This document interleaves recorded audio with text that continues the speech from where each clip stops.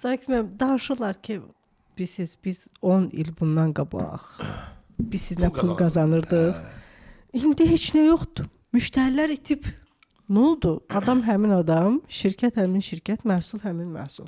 Niyə 10 il bundan qabaq qazanırdı, indi qazanmır? Bazar həmin bazar deyil, Ayta xanım. Vergi sistemi həmin vergi sistemi.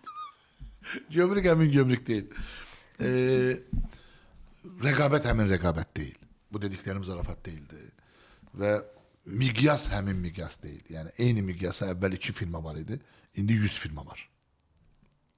Və mənə görə 10 il əvvəl istəyənlər müştərilərinə hakim ola bilmədilər, sahib ola bilmədilər.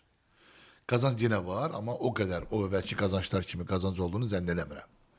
Ona görə də bu qazancla yetinib yeni bazarlar tapmalıdırlar. Ya ixracat, ya yatırım, ya inkişaf, ya da inovasiya. Çünki eyni işi görən sayı artdı. O dediyim müştərilərə sahib çıxmadı, balaladı. Bir de dedi ki bunda yaxşı pul var, hamı girdi. Catering, sayısız catering var. Tent şirkəti. İşçi geyimi, aman Allah'ım, yani sayısı yoktu. Bəli. Tent şirkəti Allah sonu Özüm tuta bilmirəm yəni. Allah xeyirləsin. Kafe shop, insanlar evdən çölə çıxırlar, artıq evdə yemək yeyən yoxdur. O hələ ki bazarı var. Yani düşünün ki Finlandiya nəfər başına 12 kilogram kahve tüketir ildə. Bizdə hələ bu 500 gram deyil. Gör nə qədər böyük bazar var.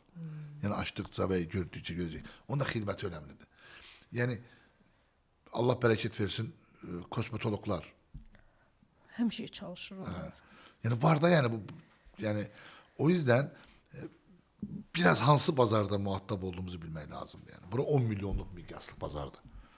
Özbekistan 35 milyonluq miqyas bazardır. Qazaxıstan 20 milyonluq miqyaslı bazardır.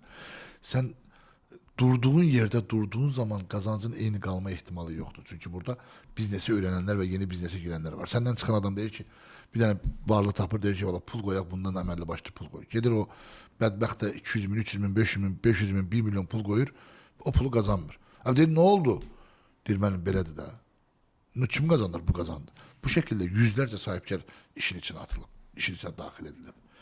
O yüzden mən bu tür adamlara deyirəm ki, 10 il içerisinde kenara da bir çıksaydınız, sistemleşseydiniz, oturma kabiliyetiniz olsaydı, siz kenardan da buranı kazançlı edebilirdiniz.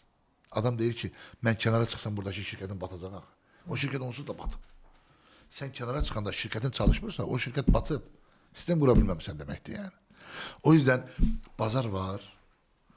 Dediğim en önemli sırlardan birini dedim. Müşteri analizi kısmı necə olmalıdır. Ve biraz da kenara çıkıp, kənarla burayı qarşılaşdırıb, orada da müəyyən bir kontakt və ünsiyyət təmin etmək lazımdır. Kommunikasiyayla da gəliri artırmaq lazımdır. Yəni gəlir yoxdur deyə satmağa ehtiyac yoxdur yəni. Gəlir varsa satmaq lazımdır. Çünki satdığını da yığa bilmirsən sonra. Elə.